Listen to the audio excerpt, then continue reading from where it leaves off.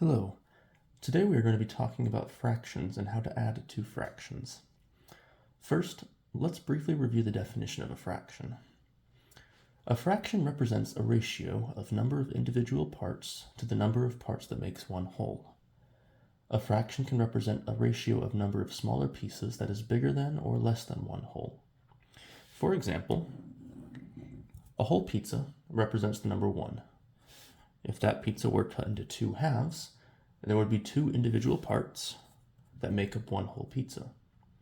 If a pizza were cut into 4 equal sections, there would be 4 individual parts that represent one whole pizza. In a fraction, this would be written as 4 over 4. There are 4 pieces present, 1, 2, 3, 4, and 4 pieces make a whole. This also means that 4 over 4 equals 1. If I take one piece away, there are only 3 pieces left. That means there are 3 pieces present, but 4 pieces still makes one whole. Therefore, the fraction is 3 over 4.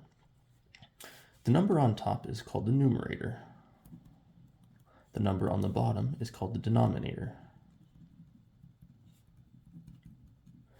If the numerator is equal to the denominator, as in this example of 4 over 4, no matter what the number is, the value is 1. If the numerator is less than the denominator, as in 3 over 4, that means the number of pieces present is not enough to make a whole. For example, 3 pieces out of 4 pieces is not a whole pizza. It is 3/4 of one pizza. If the numerator is greater than the denominator, in the example of 5 over 4, that means the number of pieces present is enough to make one whole, and there will still be some left over. I can make one whole pizza with 4 slices, but then I also have one more slice.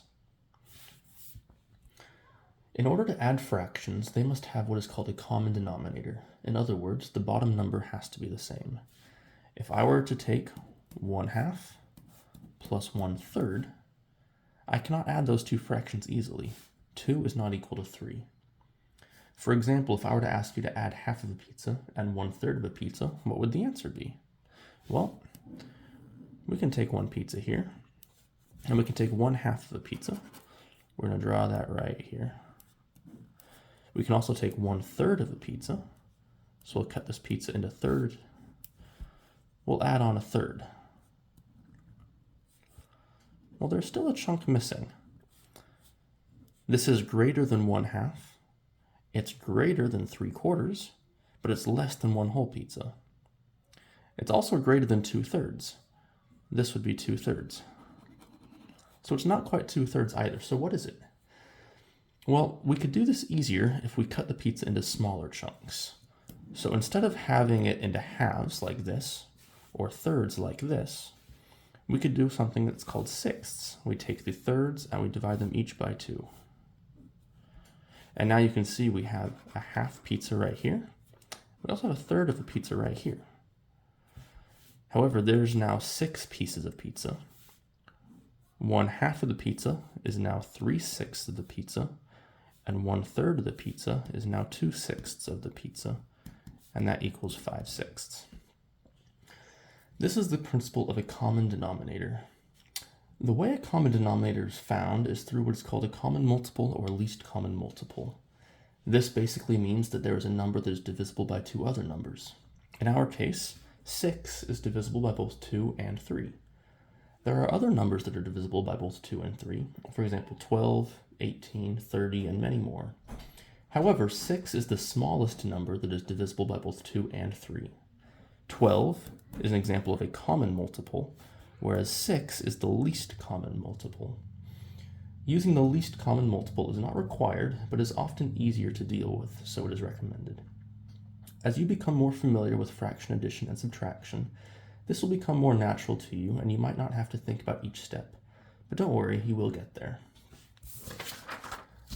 Let's take the example of 1/4 plus 2/5. Now, how would we do this? As you can see, the denominators, 4 and 5, are not the same. There are 2 ways to find a common denominator. The first way is to simply multiply the 2 denominators together. In this case, 4 times 5 equals 20. You can also do this by taking each denominator and multiplying it by factors of 1 every time. So in this case, we would take 4, for example. 4, you can also have 8, which is 4 times 2. So 4 times 1, 4 times 2, 4 times 3 would be 12. We'd keep counting 16, 20, 24, 28, so on and so forth. We'll do the same thing for 5. We'll do 5 times 1, 5 times 2, 5 times 3. So 5, 10, 15, 20. Oh, wait a second. Now we see that there's a number that can be factored by both 4 and 5, 20. And it also happens to be the least common multiple. Taking this method of multiplying the two denominators together will always get you a common multiple of those two factors. It's not always guaranteed to be the least common multiple, but it will always get you in the right answer. So we'll go with 20 as now our least common multiple, our least common denominator. Once you have a denominator or a common denominator, you must also scale the numerator. This can be done by multiplying the numerator. We'll take the numerator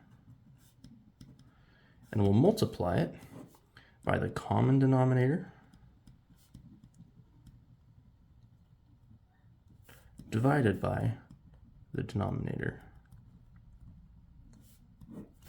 In this example, we'll take 1/4. We now know that 20 is our new denominator.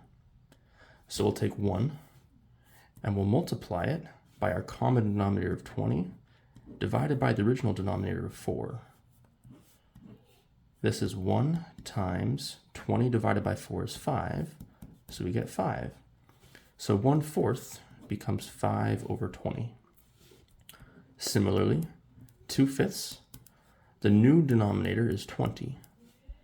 So we're going to do 2 times 20 divided by the denominator 5 equals 4. 2 times 4 equals 8. Now we get 8 over 20. Now that the two fractions have a common denominator, we can easily add the two.